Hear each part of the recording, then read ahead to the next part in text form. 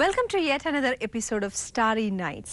Starry Nights is nothing but an amazing compilation of star-studded events. താരങ്ങൾ തിളങ്ങി നിൽക്കുന്ന മനോഹര രാവിലെ ഏറ്റവും മനോഹരമായ നിമിഷങ്ങൾ കോർത്തിണക്കിയ ഇന്നത്തെ എപ്പിസോഡിലേക്ക് ഏവർക്കും സ്വാഗതം.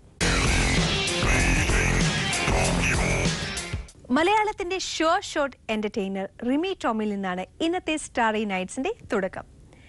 ജയറാമിന്റെ മകൻ കാളിദാസൻ നായകനാകുന്ന പൂമരം എന്ന ചിത്രത്തിലെ ഗാനമാണ് ഈ അടുത്ത കാലത്ത് സോഷ്യൽ മീഡിയയിൽ ഏറ്റവും അധികം ചർച്ച ചെയ്യപ്പെട്ട ഒരു ഗാനം.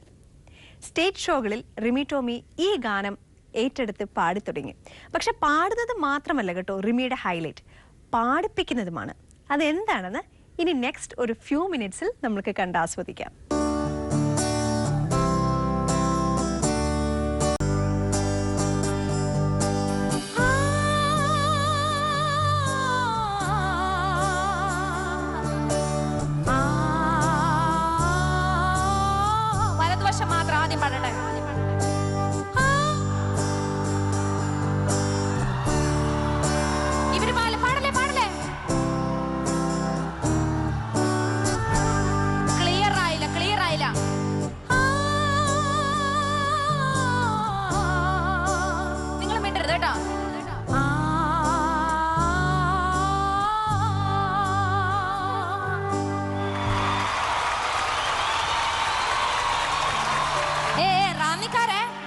നമ്മളൊരു മത്സരമാകുമ്പോ അത് സഹകരിക്കേണ്ടത് ഏറ്റവും രസകരമാക്കണം. നമ്മുടെ നാട്ടിൽ വെച്ച് നടത്തുന്ന പരിപാടി നമ്മളല്ലേ ഏറ്റവും രസകരം. അപ്പൊ ഇവര് പാടുമ്പോൾ നമ്മൾ മിണ്ടാണ്ടിരിക്കണം. അതാണ് മത്സരിക്കുന്ന നല്ല പിള്ളേരുടെ ഗുണം. റെഡി? ഓക്കെ. ഞാനും ഞാനും എൻ്റെ ആളും 40 പേരും പൂമരം കൊണ്ട് കപ്പലുണ്ടാക്കി.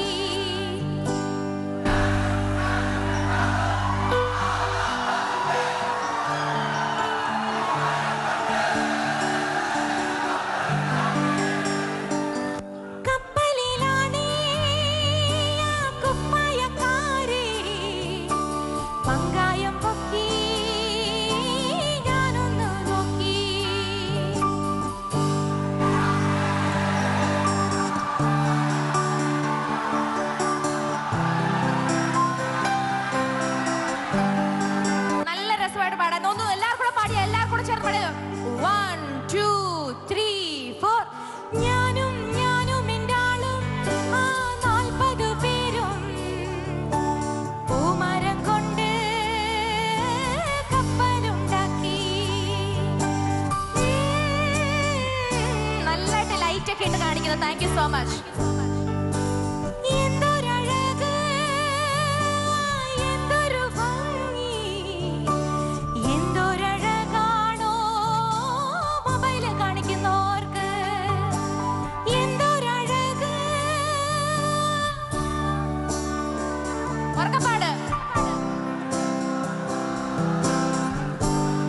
എന്ത് രസമായിട്ട് പാടുന്നു.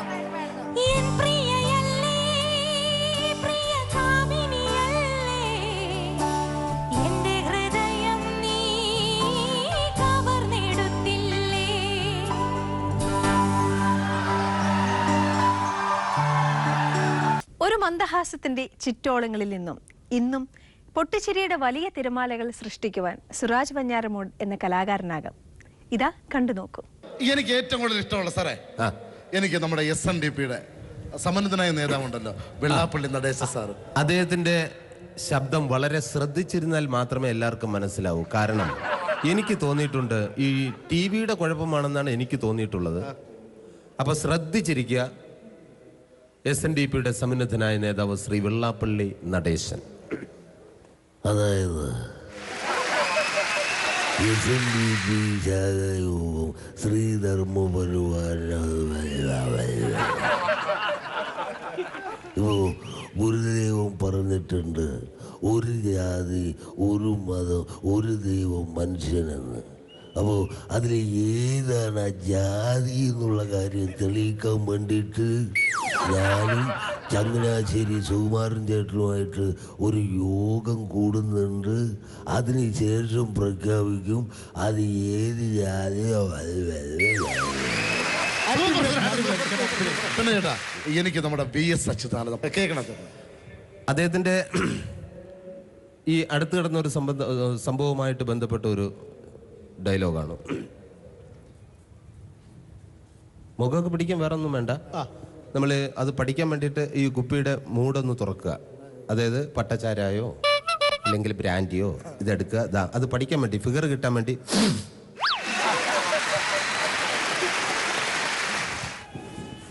കറക്റ്റ്, നമ്മളെ ടീമുകൾക്ക് കറക്റ്റായിട്ട് അറിയാം ബാക്കിലായിരിക്കുന്നത്. ഓക്കെ, ഇനി അടുത്ത് ഇത് ഉള്ളിലേക്ക് വെള്ളം പോലും ഒഴിക്കാതെ എടുത്തങ്ങ് കുടിക്കുക. അപ്പൊ പോകുന്ന റൂട്ടെല്ലാം ബോഡിയിൽ വരുന്ന രൂപ വ്യത്യാസം എന്താ?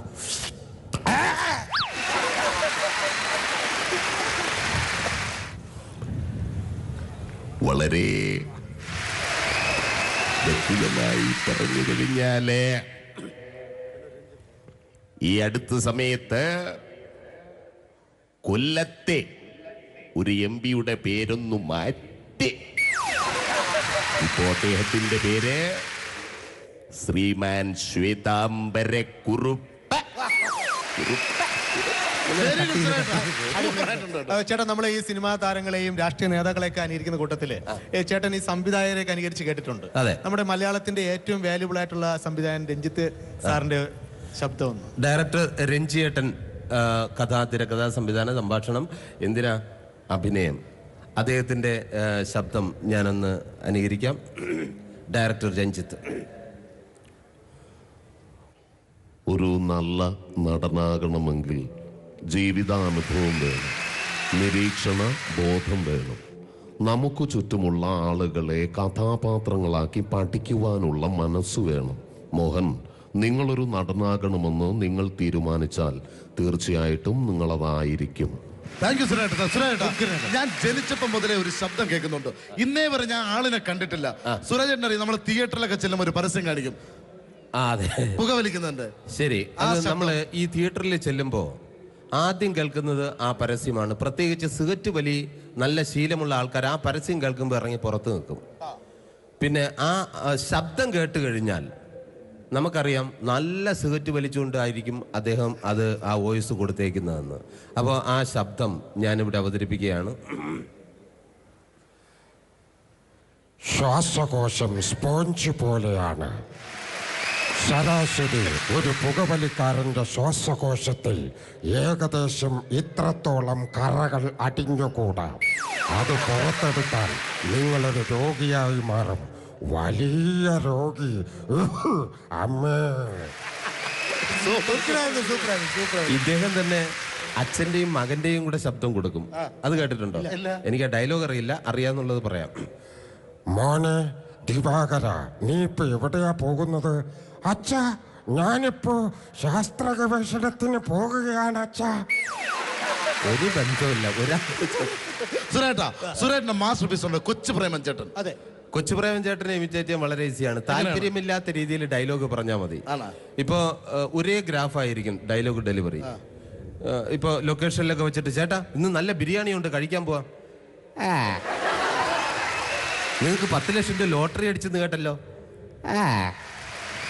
അങ്ങനെ താല്പര്യമില്ലാത്ത രീതിയിൽ ഡയലോഗ് പറഞ്ഞാൽ കറക്റ്റ് പ്രേമൻ ചേട്ടനാവും. പക്ഷേ ആ പട്ടി വിട്ടുള്ള ഏർപ്പാട് അതത്ര ശരിയായില്ല കേട്ടോ. പട്ടിയുണ്ട് സൂക്ഷിക്കുക എന്ന് ബോർഡ് വയ്ക്കുന്ന പോലെ ഇവിടെ മുണ്ടു പറിക്കുന്ന കുട്ടികളുണ്ട് എന്നുകൂടി എഴുതി വയ്ക്കുന്നത് വളരെ നന്നായിരിക്കും. എന്നാ പിന്നെ ഞാനങ്ങോട്ട്. Super super. ഇനി ഇപ്പോൾ ഈ വേദിക്ക് മുന്നിൽ ഒരു വലിയ താരം വന്നിരിപ്പുണ്ട്. ഞാൻ ഒരുപാട് ഇഷ്ടപ്പെടുന്ന, സ്നേഹിക്കുന്ന, നമുക്കെല്ലാവർക്കും ഇഷ്ടമായ നമ്മുടെ മുകേഷ് ഏട്ടൻ. മുകേഷ് ഏട്ടൻ ഇരിക്കുന്നുണ്ട്. മുകേഷ് ഏട്ടൻ്റെ ശബ്ദം ഒന്ന് ഇമിറ്റേറ്റ് ചെയ്യാണ്. എപ്പോഴും ശ്രദ്ധിക്കുക.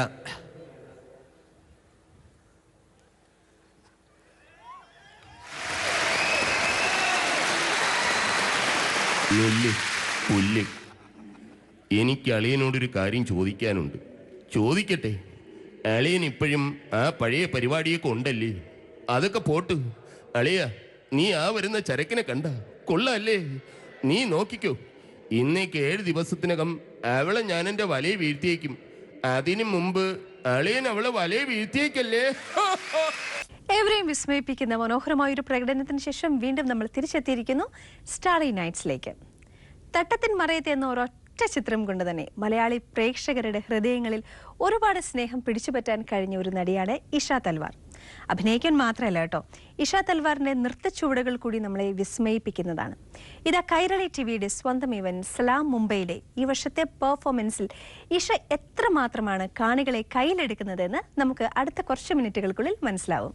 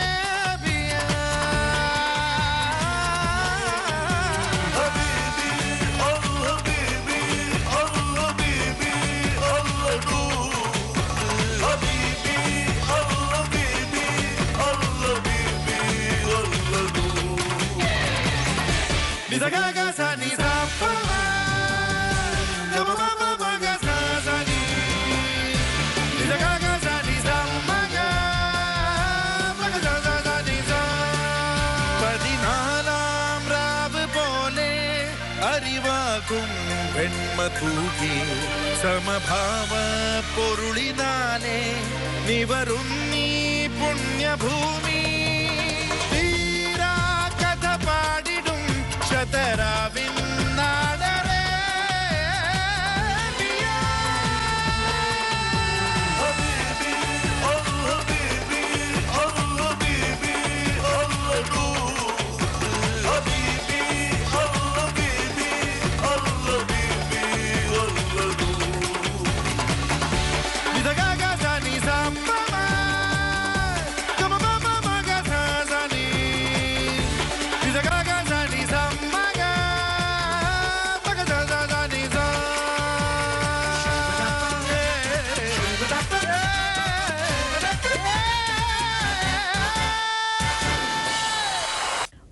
പെർഫോമൻസിന് ശേഷം നമ്മൾ തിരിച്ചെത്തിയിരിക്കുകയാണ് Kairali TV's star studded events highlights നിറഞ്ഞ സ്റ്റാറി നൈറ്റ്സിലേക്ക്.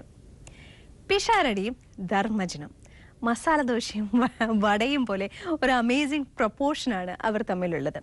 എപ്പോഴും ഹാസ്യ കഥാപാത്രങ്ങളായി നമ്മളുടെയൊക്കെ മുൻപിലെത്തുന്ന കലാകാരന്മാർക്ക് ഇതുപോലെ ഒരു 2 പേർ ചേർന്നുള്ള ഒരു നല്ല കോംബോ പലപ്പോഴും ഉണ്ടായിട്ടുണ്ട്. ലോറൽ ആൻഡ് ഹാഡി, വടിവേലു വൻ സെന്തിൽ, അതുപോലെ തന്നെ ഭാസി ആൻഡ് ബഹദൂർ, ഇവരുടെയൊക്കെ കാര്യങ്ങൾ പറയുന്നത് പോലെ തന്നെ ഇവരും വളരെ പെർഫെക്റ്റ് ആയിട്ടുള്ള ഒരു കോംബോയാണ്. സൂപ്പർ ഹിറ്റ് പുണ്യ പുരാണ പരമ്പരകളായ കുചേല വൃത്തം, കുചേല ചതുരം, കുചേല ത്രികോണം എന്നിവയ്ക്ക് ശേഷം ഞങ്ങൾ അവതരിപ്പിക്കുന്ന പുതിയ പരമ്പര വെറുതെ ഒരു ശാപം. ഇത് കണ്ടുകൊണ്ടിരിക്കുമ്പോൾ ശാകുന്തളം എന്ന കഥയുമായി എന്തെങ്കിലും സാദൃശ്യം തോന്നിയാൽ അത് വെറും യാദൃശ്ചികം മാത്രം. മറക്കാതെ കാണുക വെറുതെ ഒരു ശാപം. കാലിൽ മുള്ളു കൊണ്ട് ഞാൻ അപ്പോഴേ പറഞ്ഞത് അച്ഛനോട് മീൻ കഴിച്ചിട്ട് മുള്ളു മുറ്റത്ത് കൊണ്ടിടരുതെന്ന്.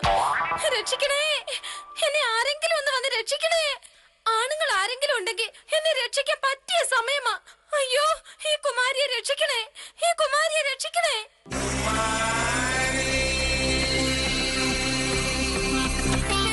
കുമാരി കാലിൽ മുള്ളു കൊണ്ടു കേറി നിൽക്കത് കുമാരി, അത് കണ്ട് ദൂരെ നിന്ന് ഓടി വന്നത് കുമാരി, നീ ഒറ്റ കാലിൽ നിന്ന് ആടുതേ. ഓ, ഈ മുടിഞ്ഞ പാട്ടൊന്ന് നിർത്തിട്ട് മുള്ള നിർത്തി തരുന്നുണ്ടോ? സോറി, ഞാൻ സഹായിക്കാം. അയ്യോ അയ്യോ, വേദനിക്കുന്നു. കുഴപ്പമില്ല, കെട്ടിപ്പിടിച്ച് നിന്നാ മതി.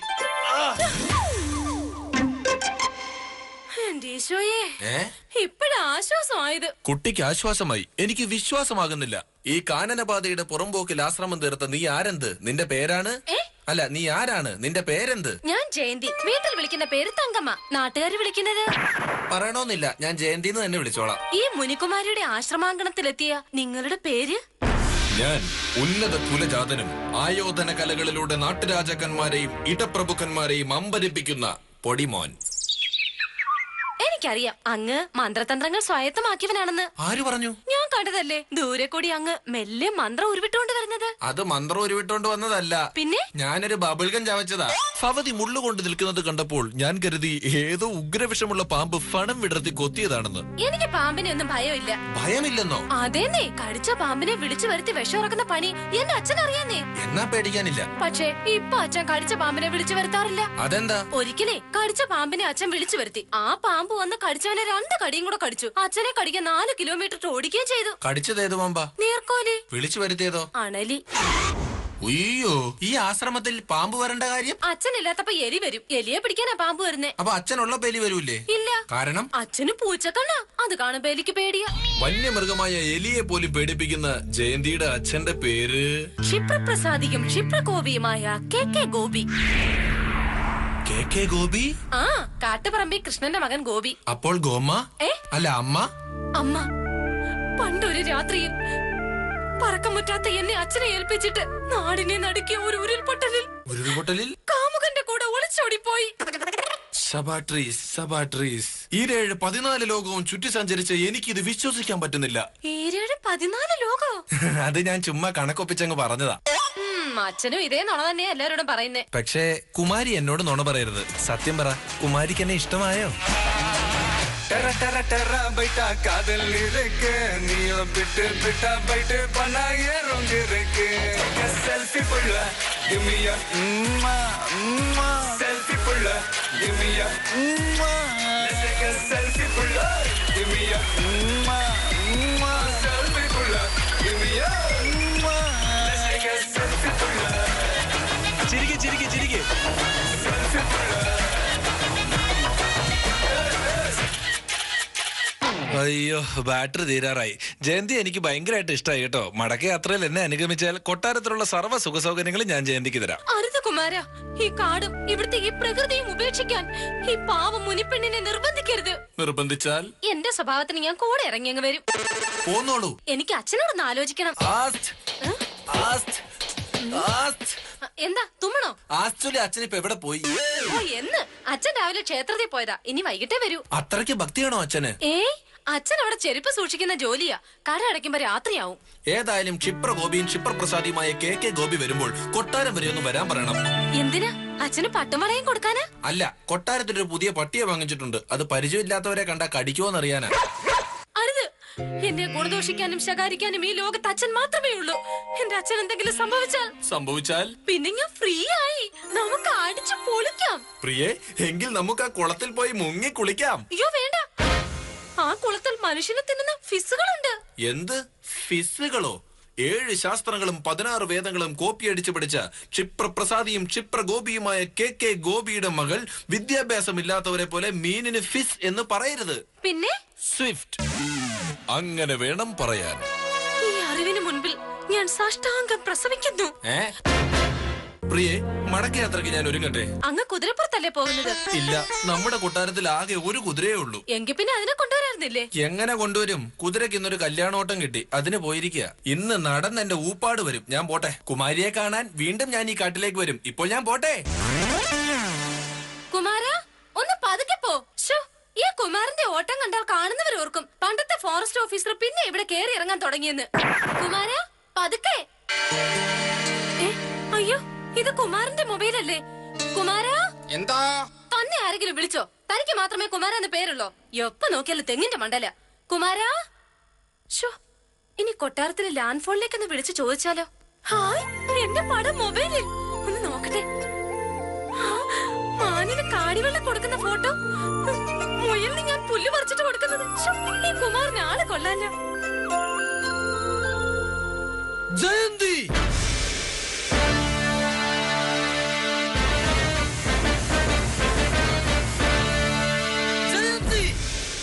ത്രിസന്ധ്യ കഴിഞ്ഞിട്ടും ആശ്രമത്തിൽ തിരിഞ്ഞെളിക്കാതെ നീ എന്താലോചിച്ചു നിൽക്കുകയാ?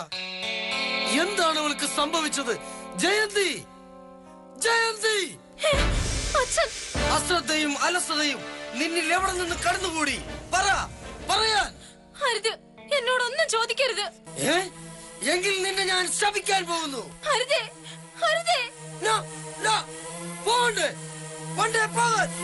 ഈ ആശ്രമത്തിന്റെ പവിത്രത നീ കളഞ്ഞു. കണ്ടില്ലേ, അപശകനുമായി വണ്ട് ത്രിസന്ധിക്ക് വന്ന് കയറിയത്.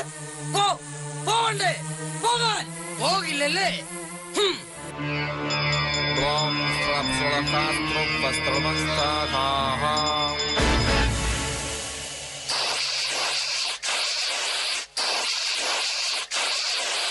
ഇലചുരുട്ടിപ്പുഴു, കൊമ്പൻചെല്ലി, പാറ്റ, പഴുതാര, ക്ഷുദ്രജീവികൾ ഏതുമാകട്ടെ, ഇവൻ തന്നെ കേമൻ. ഈ അച്ഛൻ എന്താ കണ്ണ് കണ്ടൂടെ? അതെന്റെ ബോഡി സ്പ്രേയാ. മാറി നിൽക്ക്, നിന്നെ ഞാൻ ശപിക്കുന്നു. ഇപ്പോൾ ഈ ആശ്രമംഗളത്തിൽ നീ ആരെ ഓർത്തു നിന്നോ അവൻ ആരെ ഓർത്തു നിന്നോ അവൻ ജന്നി വന്ന് മരിക്കട്ടെ. ജന്നിയോ? അതെ, അപസ്മാരം. ഈ ശാപം പിൻവലിച്ചില്ലെങ്കിൽ ഞാൻ ഇനി ജീവിച്ചിരിക്കില്ല. ഇല്ല, നീ മനസ്സിലോർത്തയാൾ ജന്നി വന്ന് മരിക്കും, മരിക്കും, മരിക്കും. എന്നാ പിന്നെ അങ്ങോട്ട് മരിക്കട്ടെ. കുമാരൻ മറന്നിട്ട് പോയ ഈ മൊബൈലിൽ അച്ഛൻ തപസ് ചെയ്യുന്ന ഫോട്ടോ കണ്ടപ്പോൾ ഞാൻ അച്ഛനെ മാത്രം ഓർത്തിരിക്കുകയായിരുന്നു. എന്താ? അച്ഛനെ മാത്രം ഓർത്തിരിക്കുകയായിരുന്നു.